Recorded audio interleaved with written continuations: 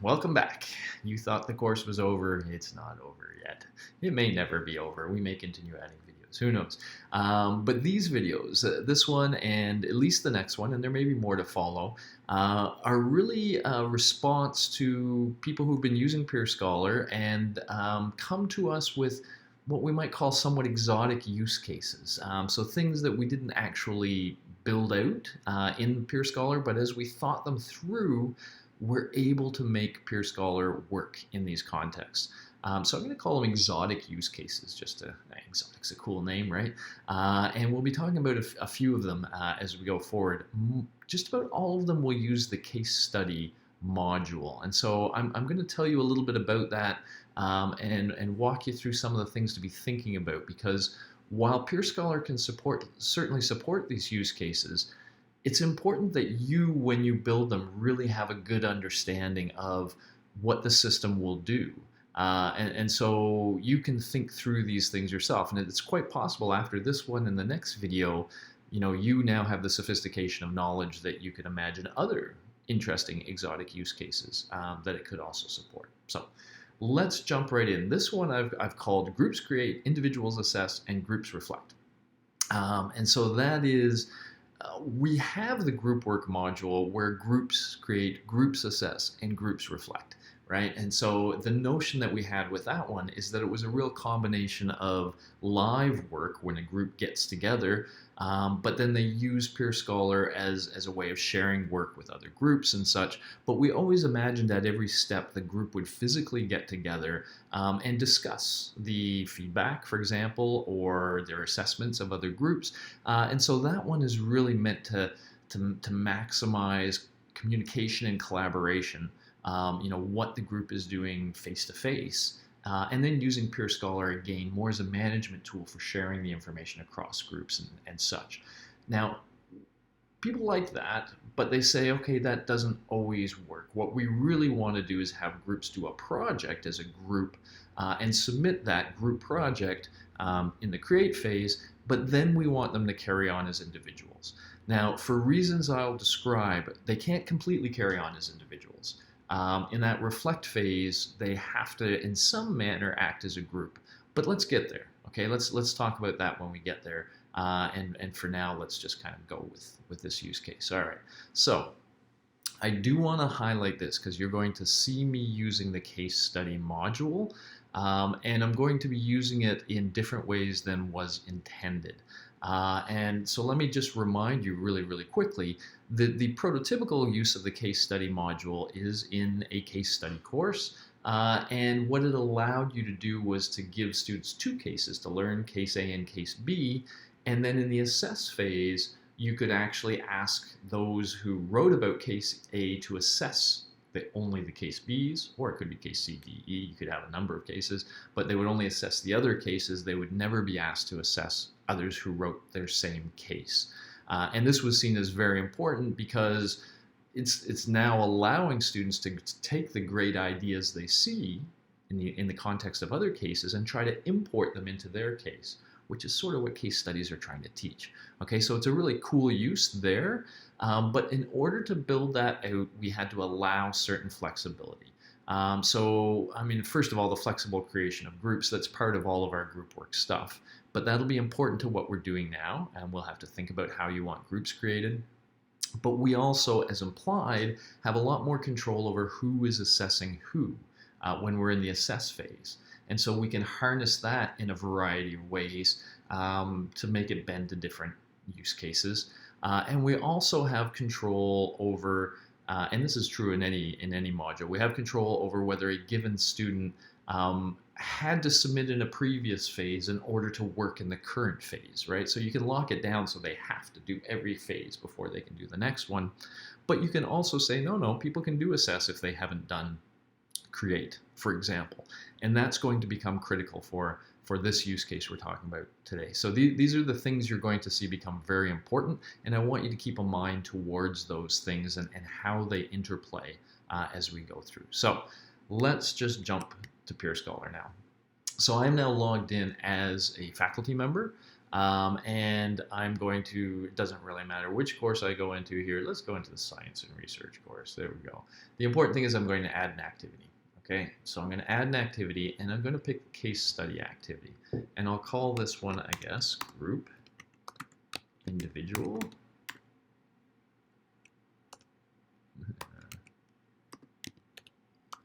individual. And of course, how I have my computer set up for good recording doesn't make for good typing. Anyway, there we go. So we're going to hop on in.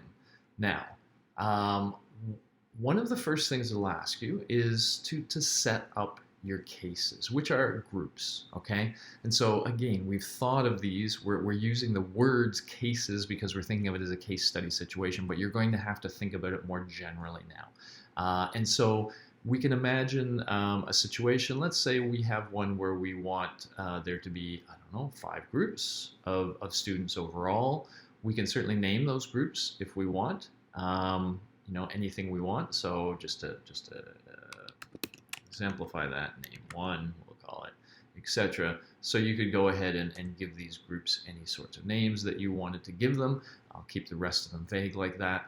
And then you can decide how you want students assigned to groups. Now you see what it already did is randomly assign. So this class I have here happens to have some students in it, but here's the options you have. You can just have it randomly divide students into groups if that's cool. So your class will just be randomly divided.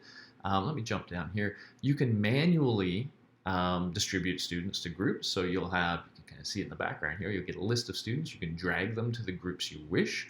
So you can create the groups that way.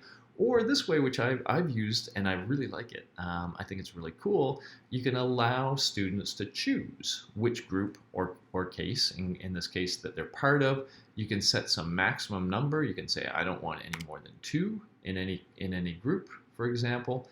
If you click any, then it'll allow whatever. But when you do it this way, when students first log into your activity, the first thing they will have to do is choose a group. And so this is kind of nice, like if you want to have different topics, for example, or something like that. This can allow students to choose something they find interesting and want to do. Now, of course, once we set this limit for a given group, once 2 people sign up to that group, nobody else can. And by the way, this works really, really well. I had 120 students attack 22 groups, and I kind of wondered whether all the math would work out well, and you know what happens if 2 students are trying to get into the same group at the same time. It all worked. Okay, it worked smoothly. It set them into the groups. The maximum was where it was.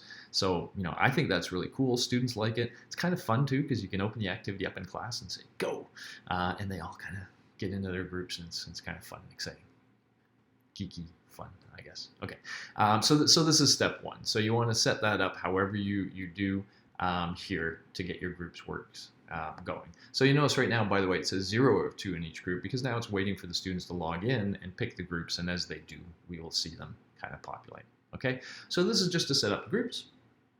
Let's imagine we have the groups set up. Let's go to the activity itself. Okay, so now one of the things you see is once you've set up these groups, this is one of the things that's different. In the create phase, you now see separate tabs for each group. And recall again, you know, it's just good to have this in mind, that the original use case, the idea was that each group would see its own case and have its own materials to review and to work off of. And so that's why we have a separate one for each of these. So for each group, this would be the instructions you want to give to the name 1 people, wherever they are. So you give those instructions, and then you add any attachments you want. And those are the name 1 people, okay? You can, once you do that, let me just show you. Let's add a random attachment of some sort. Shopify logo.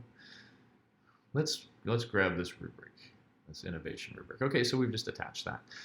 So now we're all set up for name 1, but we haven't got anything in any of the other ones. So we can do something as easy as just copy from name 1. Okay, and so now it's done exactly what it's got for name 1. So if every group is going to be tasked the same way, then you do have to do that. You have to go to each one and just copy from name 1. and then you're populating that. But of course, if you do want to give different groups different tasks, you can do so with flexibility there, okay? And so you would go through, and I'm just going to just model this. I'm just going to act like they're all doing the same thing.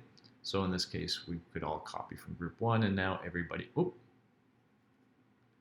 that's never good. Okay, there we go. Now everybody, look at this. It's just changed to something else. So with a Mac, with the power of 2 fingers, I've swiped around and I have no idea what I've done.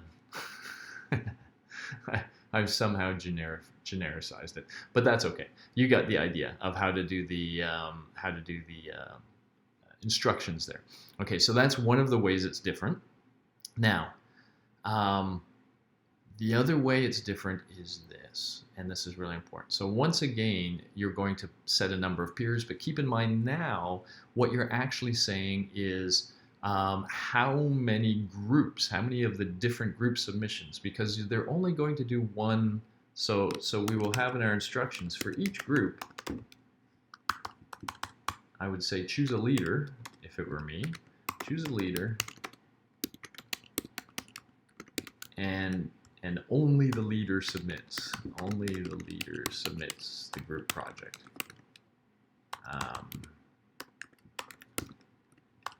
And create. So there could be 5 people in each group. It doesn't matter, but only the group leader is going to submit. So we'll tell them that here, right? And so now, though, when they're coming in to assess, they are going to come in as individuals. And we're literally saying, okay, we have these individuals. How many of these submissions by groups do you want them to see and review? And so you can choose any number you want there. But now this is the sort of critical question to some extent. You almost always, in the use case we're talking about now, will want to choose between. And so between is saying that if I was in group 2, then I will only see group submissions other than group 2. So I will see 1, 3, 4, 5, whatever, but I'll never see my group's submission. So that's typically what you want, right? I'm going to show you some places when we're using the within and the others, but we'll save that for the next use case, all right? So that's fine. They're setting the number of groups. And then once again, of course, they create their assessment. So while you're looking at each group's project, what questions do you want them to answer? So this is, again, the real power of peerScholar. This is where you have the ability to control the way they think about what they're looking at. You can guide their analysis. You can, really push them to think critically if you want, to think creatively, etc.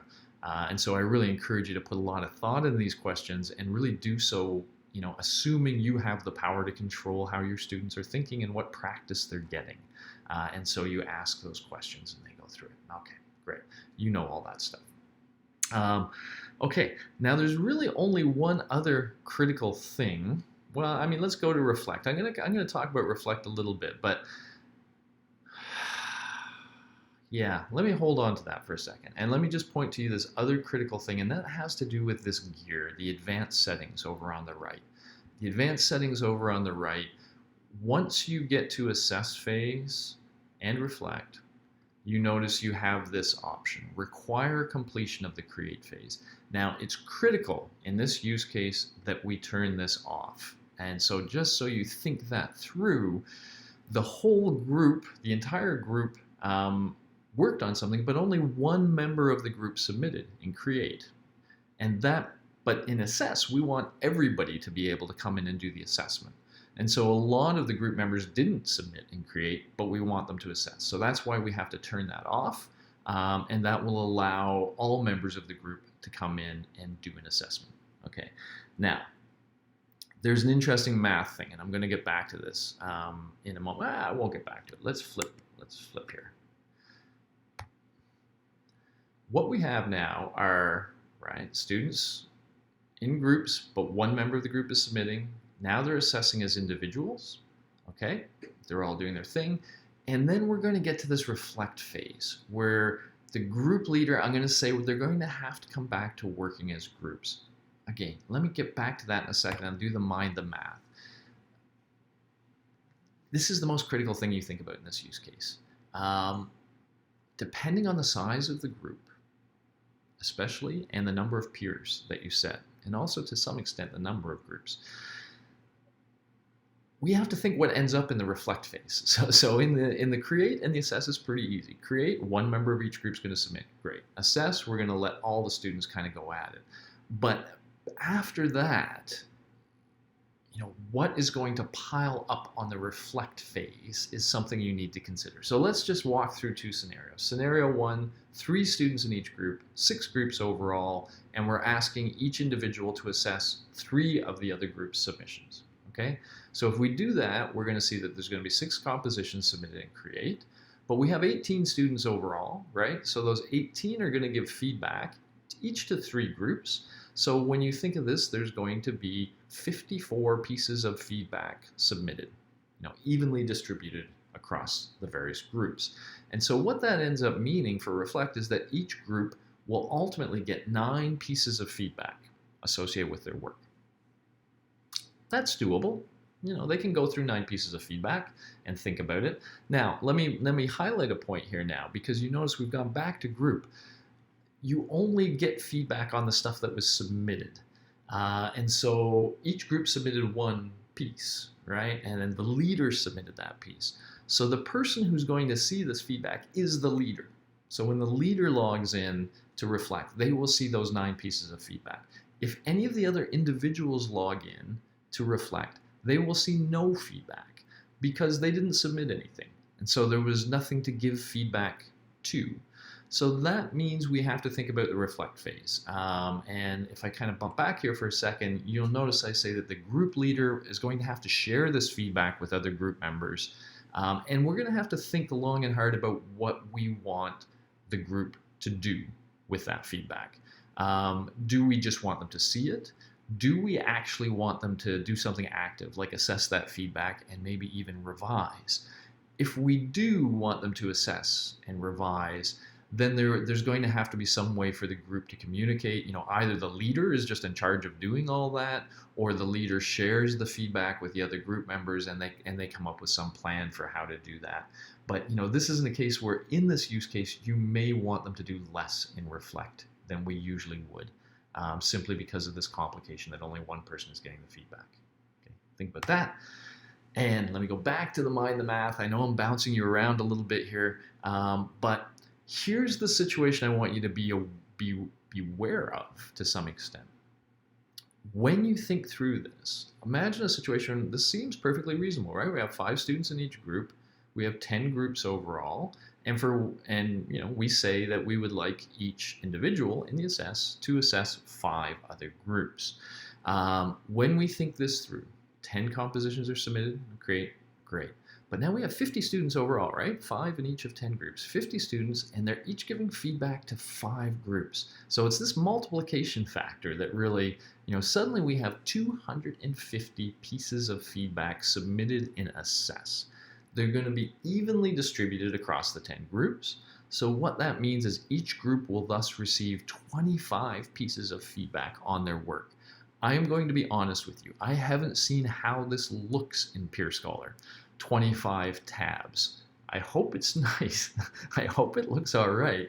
But there's no doubt we're pushing the UI. We're also pushing the student's ability to process that much feedback, right? That's a lot of feedback to process. And so, it's probably not the best sort of scenario to throw students into.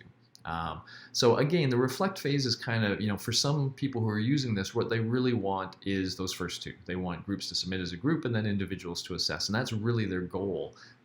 But they should be thinking about that third step too, thinking about the feedback and what to do with it. So, a couple of points then that I'm just making here. One is mind the math, think this through and think about how much feedback everybody's going to get. And the other one is think about what you actually want them to do with that feedback. Is it just that the group leader shares these pieces of feedback with everybody and that's it? Or do you want them to actually do something active, which is great for learning, of course, but could be logistically challenging in this case?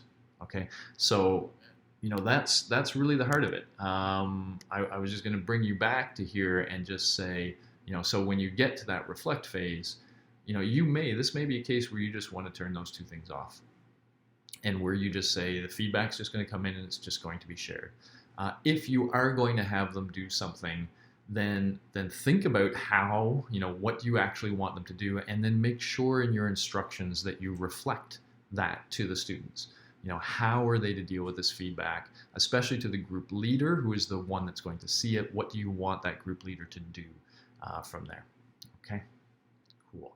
That is it for this use case, the individual group use case. I will be back in another video in just a moment to talk about some other exotic options, specifically ones that combine the digital with the real world. Enticing? See you in a bit.